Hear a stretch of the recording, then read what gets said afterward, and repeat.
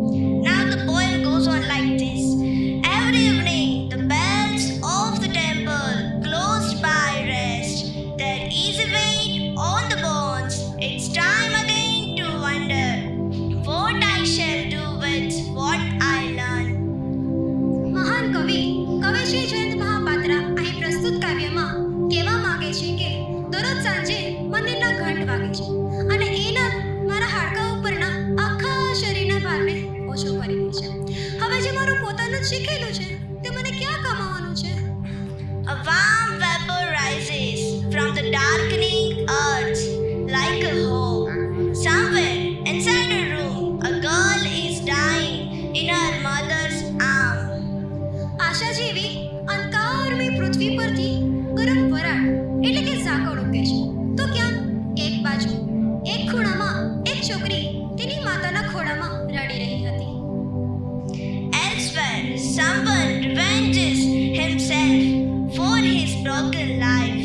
I look at people, at my little misery.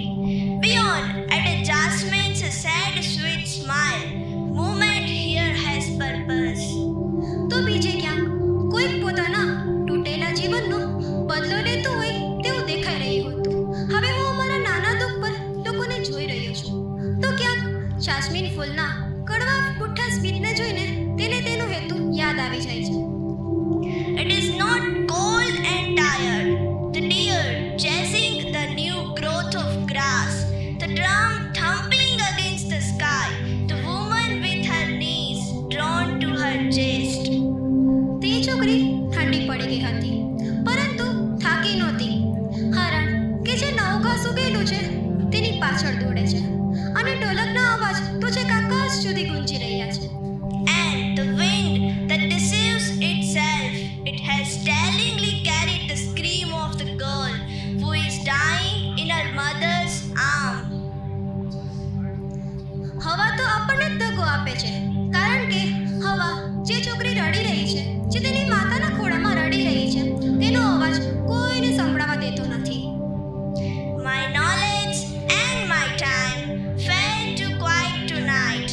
Unlike the flutter of birds, I try to wear this weight lightly, but the weight of the unknown buries me.